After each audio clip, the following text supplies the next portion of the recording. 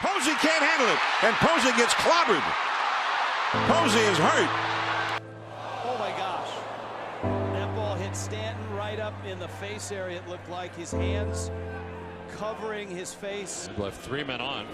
This one almost gets Reyes. What's wrong with Lackey? That does not look good at all. No. No. Oh, no. Oh, no.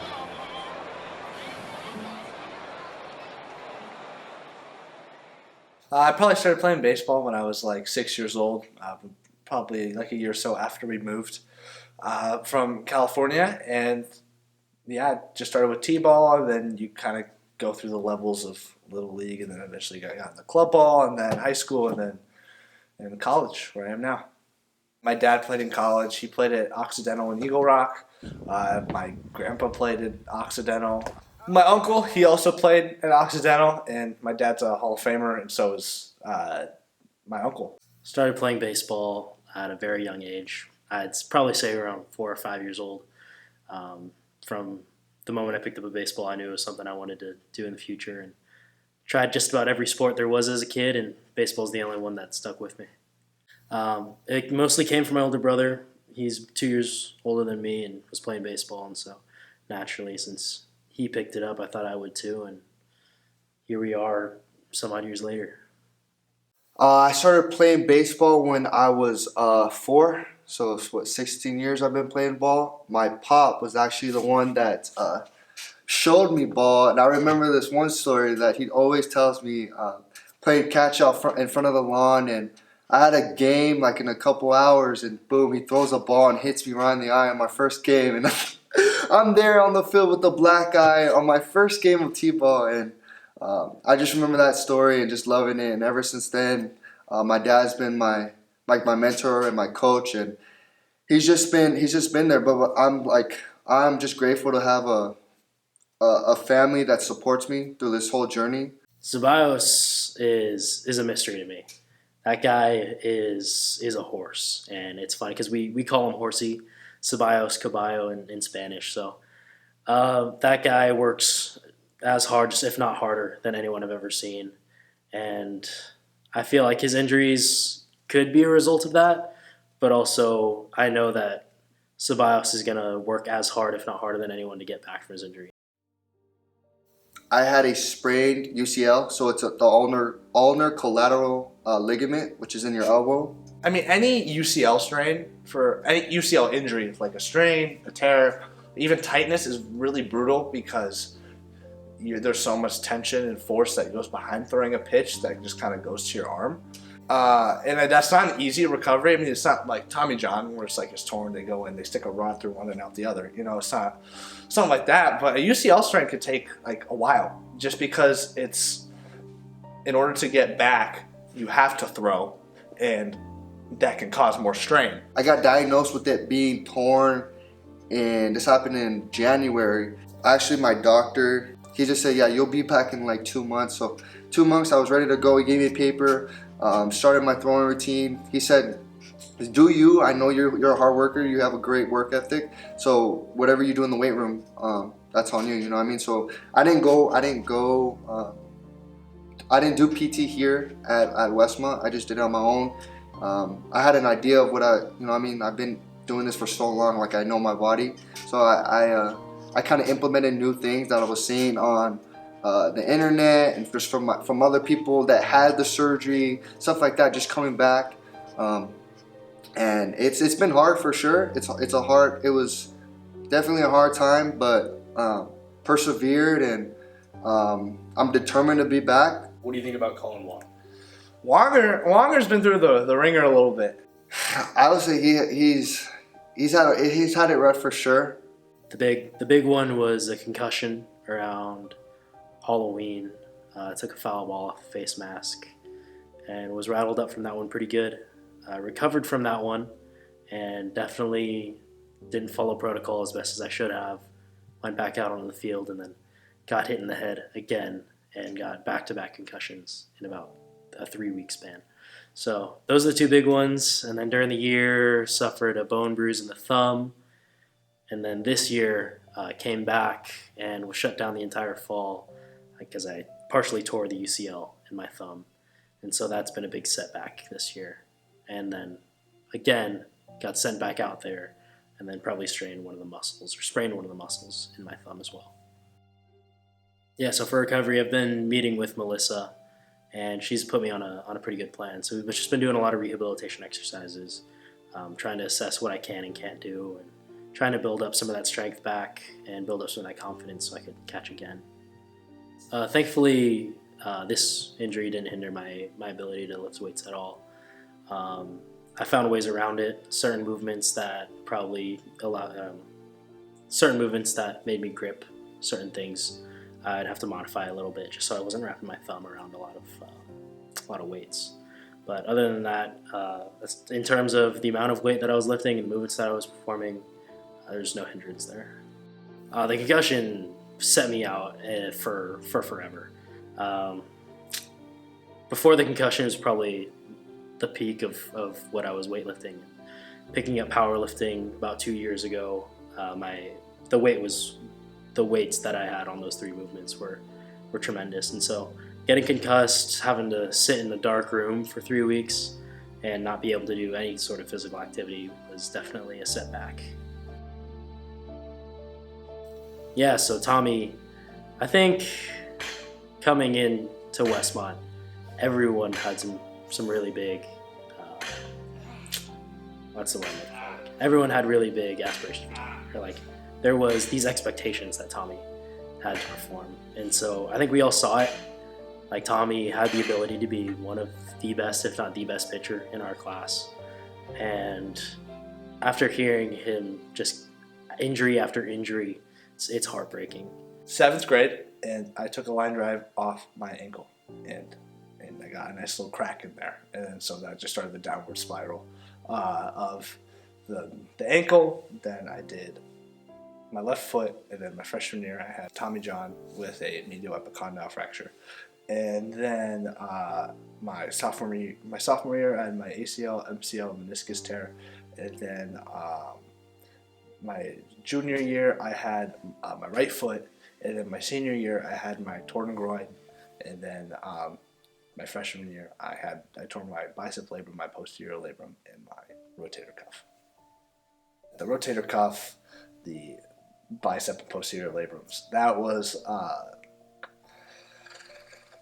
something I'm so recovering from, even though it was so long ago. I mean, there's just I have a bunch of nerve issues in there. I'm not sure if some stuff healed wrong. I think my anchors are too tight. So I don't exactly know how much better it'll get, but that's been a process. So I could lift somewhat upper body, anything overhead shoulder press or incline bench. It's kind of brutal on my shoulder, but I'll still I can still do it. But anything lower body, you just put that out the window. I mean, I can't really squat because then my knee starts to give out, and then any lunges my groin just does not enjoy lunges at all. But I do play some elite level basketball. Yeah, I'm a hooper. The catch and shoot 3 from Tommy Minetto.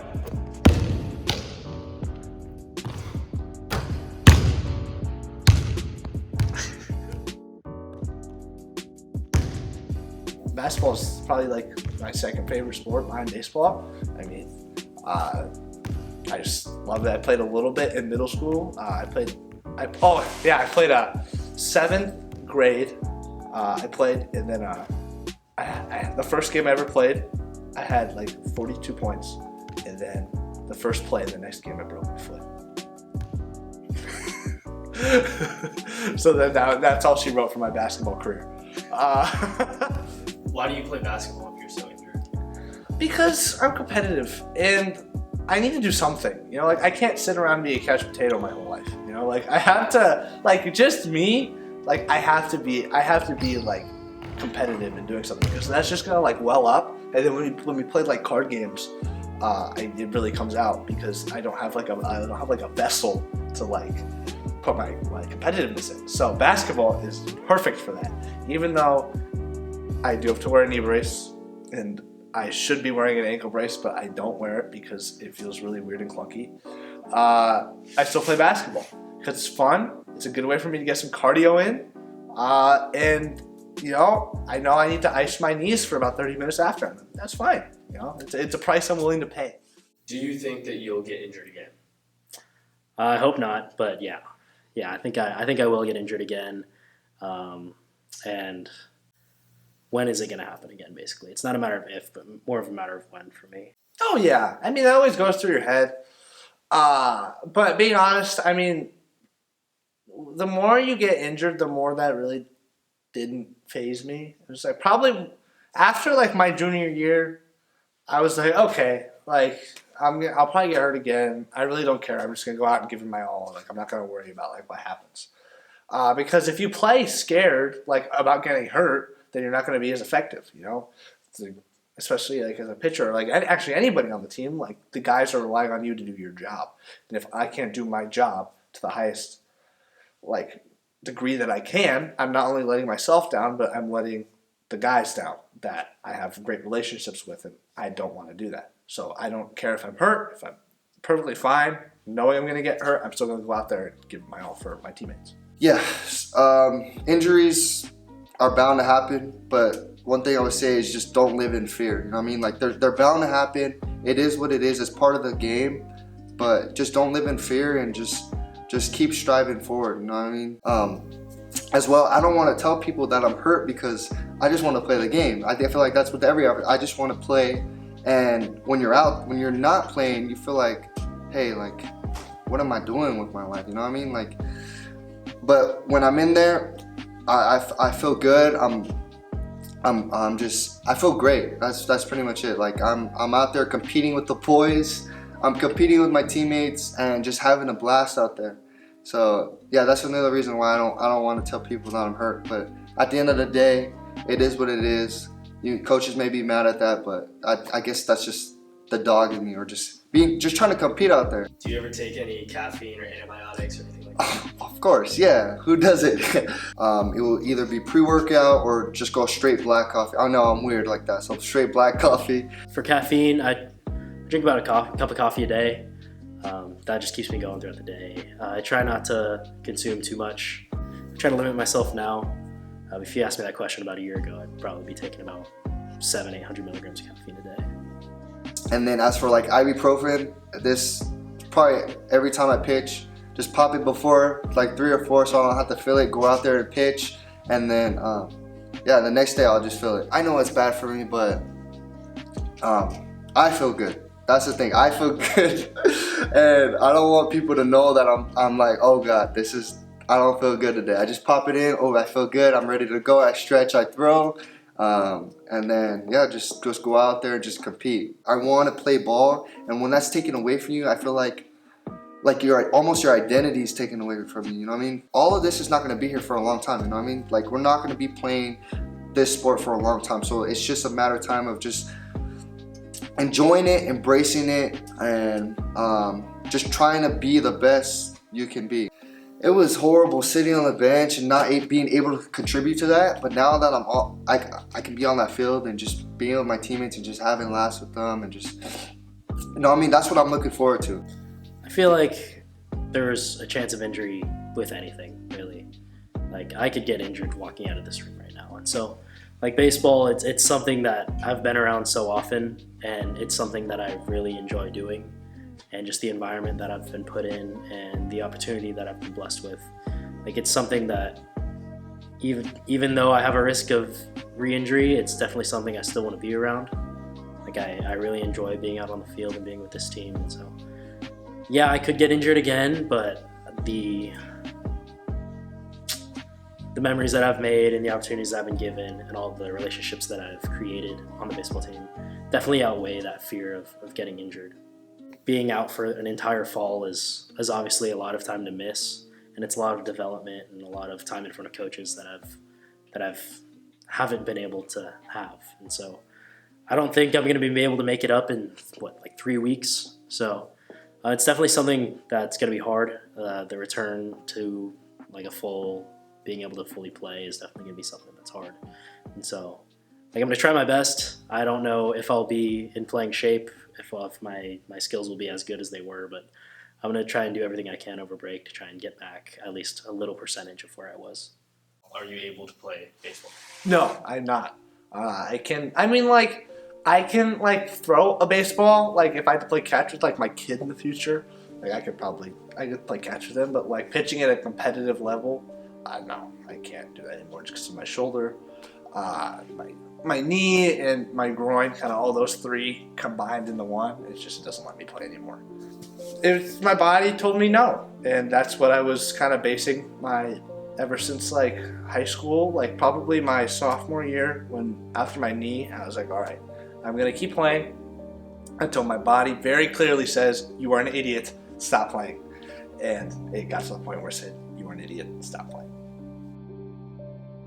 But I remember always playing baseball, always going to tournaments on like Saturday, Sundays. Sometimes you wake up really early, drive long ways, and you go compete against other kids. That high school, middle school, even a little bit of college ball, it gets ingrained into what you do and kind of your personality and how you define yourself a little bit.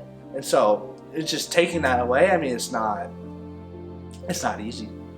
I mean, you kind of define yourself as a baseball player a little bit, but I can't do that anymore because I don't play. But the great thing is that I can still love the game. It may be just like I can't be involved in the way I want to, but I can help other guys out if they need something. Part of it is just you love the game, and just because something becomes a little bit harder doesn't mean you're not going to do it. Like, if that was the case, like we'd all be sorry. Sometimes you have to do things you don't like in order to do the things that you love. It's got to be one of the worst experiences for an athlete to be told that, like, hey, you're never going to play your sport again. And so for him to walk away and make that decision, but also know, like, hey, I didn't do this because I quit. I do this because I was forced to, is really something that's eye-opening for me. And for him to stick around Westmont and stay here and be friends with a lot of the guys on the team and still do what he can to be out and be around some of these guys. Like I have a lot of respect for Tommy for sticking through it, and I think his story is one that should be heard and should be told.